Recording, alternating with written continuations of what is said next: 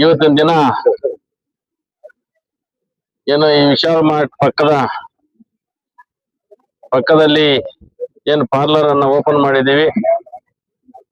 ಈ ಒಂದು ಪಾರ್ಲರ್ ಉದ್ಘಾಟನೆ ಸಮಾರಂಭಕ್ಕೆ ಮುಖ್ಯ ಕೇಂದ್ರ ಬಿಂದು ಆಗಿರ್ತಕ್ಕಂಥ ನಮ್ಮ ಸೀನಿಯರ್ ನಿರ್ದೇಶಕರು ಹಾಗೂ ಪಕ್ಷ ಅಧ್ಯಕ್ಷರಾಗಿರ್ತಕ್ಕಂಥ ನಮ್ಮ ನಾಗಣ್ಣವರೇ, ನಮ್ಮ ಶ್ರೀನಿವಾಸ ರೆಡ್ಡಿ ಅವರೇ, ನಮ್ಮ ಪ್ರಭಾಕರನ್ ಅವರೇ, ನಮ್ಮ ವಸಂತಣ್ಣವ್ರೆ,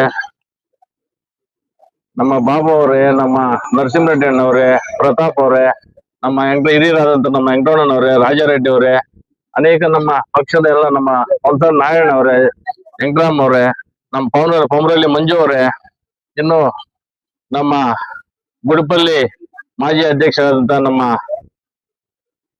ಚಿಟ್ಟಿ ಅವರೇ, ಶೆಫಿ ಅವರೇ, ಭೋಗೇಶ್ ಅವರೇ, ಪ್ರದೀಪ್ ಅವರೇ, ಅದೇ ರೀತಿ ಎಲ್ಲ ನಮ್ಮ ಹಿರಿಯರು, ನಮ್ಮ ಅತ್ತಲ್ ರೆಡ್ಡಣ್ಣವ್ರೆ, ನಮ್ಮ ಬೆಲ್ಲ ವೆಂಕಟೇಶ್ ಅವರೇ, ನಮ್ಮ ಮುನ್ರಾಜಣ್ಣವ್ರೆ, ನಮ್ಮ ಸೀನಣ್ಣವ್ರೆ, ಎಲ್ಲ ಮುಖಂಡರು, ನಮ್ಮ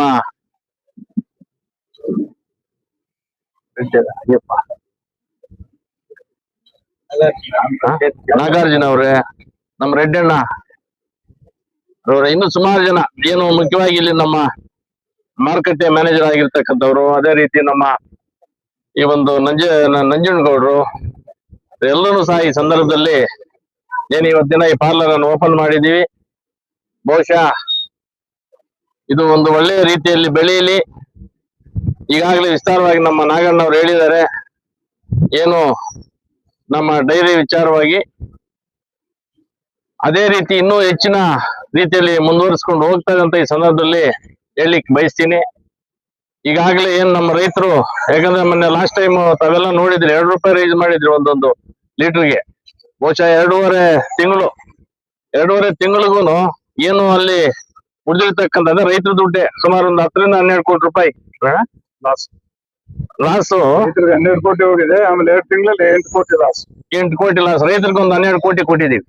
ಬಹುಶಃ ಅದನ್ನು ಮುಂದಿನ ದಿನಗಳಲ್ಲಿ ಫುಲ್ಫಿಲ್ ಮಾಡಿ ರೈತರಿಗೋಸ್ಕರ ಏನು ಇವತ್ತು ರೈತರಿಗೋಸ್ಕರ ನಡೀತಿದೆ ಸಂಸ್ಥೆ, ರೈತರಿಗೋಸ್ಕರನೇ ನಾವು ಎಲ್ಲಾ ರೀತಿಯ ಎಲ್ಲ ಸೌಲಭ್ಯಗಳನ್ನು ಕೊಡುವಂತ ನಿಟ್ಟಿನಲ್ಲಿ ಕೆಲಸ ಮಾಡ್ತಿದ್ದೀವಿ. ಅದೇ ರೀತಿ ಮುಂದಿನ ದಿನಗಳಲ್ಲೂ ಸಹ ನಮ್ಮ ರೈತರಿಗೋಸ್ಕರ ಯಾವುದೇ ಒಂದು ಕಾರ್ಯಕ್ರಮಗಳಲ್ಲಿ ಮಾಡುವಂತ ನಿಟ್ಟಿನಲ್ಲಿ ಕೆಲಸ ಮಾಡ್ತೀವಿ. ಇವತ್ ದಿನ ಹೇಳ್ಬೇಕಂದ್ರೆ ಬಹುಶಃ ಈಗಾಗಲೇ ನೀವು ನಿನ್ನೆ 3 ದಿನ ಹಿಂದೆ ನಿಮ್ಗೆ ಗೊತ್ತಿರ್ಬೇಕು, ಮಾವಿನಕಾಯಿದು ಏನು ಸುಮಾರು ರೈತರು ಕಂಗಾಲಾಗಿದ್ರು.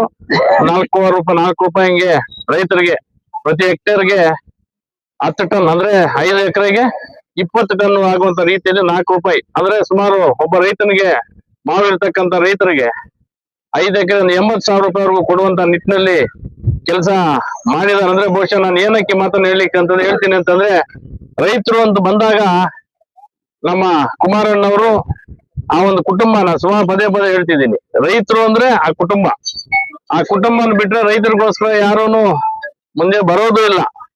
ಬಹುಶಃ ಅವರು ಇರುವ ಒಂದು ಈಗಾಗಲೇ ತಾವು ನೋಡ್ತಾ ಇರ್ತೀವಿ, ಪ್ರತಿನಿತ್ಯ ಬಿಡದಿ ಟೌನ್ಶಿಪ್ ವಿಚಾರ ರೈತರಿಗೋಸ್ಕರ ಎಷ್ಟು ಕಷ್ಟಪಡ್ತಿದ್ದಾರೆ ಅಂತಂದ್ರೆ, ಅಂತ ಒಂದು ಕುಟುಂಬವನ್ನು ಮುಂದಿನ ದಿನಗಳಲ್ಲಿ ತಮ್ಮೆಲ್ಲರ ಒಂದು ಆಶೀರ್ವಾದ ಬೇಕಾಗ್ತದೆ. ನಾನು ಪದೇ ಹೇಳ್ತಾ ಇದ್ದೀನಿ, ಈ ರಾಜ್ಯ ಉಳಿಬೇಕು ಅಂದ್ರೆ, ಈ ರಾಜ್ಯ ಏನಾದ್ರು ಮುಂದುವರಿಬೇಕು ಅಂತಂದ್ರೆ, ರೈತರು, ಬಡವರು, ಎಲ್ಲಾ ಸಮುದಾಯದ ಜನ ಮುಂದುವರೆದು ಏನಾದ್ರು ಇಲ್ಲಿ ಒಂದು ಒಳ್ಳೆಯ ಜೀವನ ಬರ್ಬೇಕಂದ್ರೆ ಆ ಒಂದು ಕುಟುಂಬ, ಕುಮಾರಣ್ಣವರು ಈ ಒಂದು ರಾಜ್ಯದ ಮುಖ್ಯಮಂತ್ರಿ ಆದ್ರೆ ಮಾತ್ರ ಅದು ಸಾಧ್ಯ ಅಂತ ನಾನು ಈ ಸಂದರ್ಭದಲ್ಲಿ ಹೇಳಿಕ್ಕೆ ಬಯಸ್ತಾ ಇದ್ದೀನಿ. ಬಹುಶಃ ಈಗಾಗಲೇ ಕಂಡಿದ್ದೀರಿ ಅವರ ಒಂದು ಕೆಲಸ ಕಾರ್ಯವೈಖರಿ ಬಗ್ಗೆ ಎಲ್ಲರೂ ನೋಡಿದಿರಿ. ಯಾಕಂದ್ರೆ ರೈತರು ಅಂದ್ರೆ ಅವ್ರ ಪ್ರಾಣ. ರೈತರಿಗೋಸ್ಕರ ಹುಟ್ಟಿರ್ತಕ್ಕಂಥ ಕುಟುಂಬವನ್ನ ಮುಂದೆ ತಾವೆಲ್ಲರೂ ಒಂದು ಆಶೀರ್ವಾದ ಮಾಡ್ಬೇಕು ಅಂತ ಈ ಸಂದರ್ಭದಲ್ಲಿ ಹೇಳಿಕ್ಕೆ ಬಯಸ್ತಾ ಇದ್ದೀನಿ. ಅದೇ ರೀತಿ ಇವತ್ತಿನ ದಿನ ಏನು ಈ ಒಂದು ಪಾರ್ಲರ್ ಅನ್ನ ಓಪನ್ ಮಾಡಿದೀವಿ, ಮುಂದೇನು ಸಹ ಈ ಟೌನ್ ಅಲ್ಲಿ ಏನು ನಮ್ಮ ಪಟ್ಟಣದಲ್ಲಿ ಎಲ್ಲಿ ಬೇಕೋ ಅಂದ್ರೆ ಫ್ಲೋಟಿಂಗ್ ಇರ್ತಕ್ಕಂಥ ಜಾಗದಲ್ಲಿ ಎಷ್ಟು ಬೇಕೋ ಕೊಡುವಂತ ನಿಟ್ಟಿನಲ್ಲಿ ಕೆಲಸ ಮಾಡ್ತೀವಿ. ಹಳ್ಳಿಗಾಡಿನಲ್ಲೂ ಅಷ್ಟೇ ರೈತರಿಗೆ ಅನುಕೂಲ ಆಗೋದೇ ತಾನೆ. ರೈತರಿಗೋಸ್ಕರ ಇರ್ತಕ್ಕಂಥ ಈ ಸಂಸ್ಥೆಯನ್ನ ರೈತರಿಗೆ ಅದು ಏನು ಇಲ್ಲಿ ಸಂಪಾದನೆ ಮಾಡಿ ಏನು ಬರ್ತದೋ ಬಹುಶಃ ಅದನ್ನೆಲ್ಲ ರೈತರಿಗೋಸ್ಕರನೇ ಕೊಡುವಂತದ್ದು, ಈ ಸೌಲಭ್ಯಗಳನ್ನು ಕೊಡುವಂತದ್ದು ಅಂತ ಈ ಸಂದರ್ಭದಲ್ಲಿ ಹೇಳ್ತಾ, ಮುಂದೆ ಇನ್ನು ಹೆಚ್ಚಿನ ರೀತಿಯಲ್ಲಿ ನಾವು ಇಲ್ಲಿ ಕೆಲಸ ಮಾಡ್ತೀವಿ. ಒಂದು ರೈತರಿಗೆ ಅನುಕೂಲ ಆಗ್ಲಿ ಅಂತ ಈ ಸಂದರ್ಭ ತಾವೆಲ್ಲರ ಮುಂದೆ ಹೇಳ್ತಾ ನಾನು ಮಾತನ್ನು ಮುಗಿಸ್ತಾ ಇದ್ದೀನಿ. ಜೈ ಹಿಂದ್, ಜೈ ಕರ್ನಾಟಕ.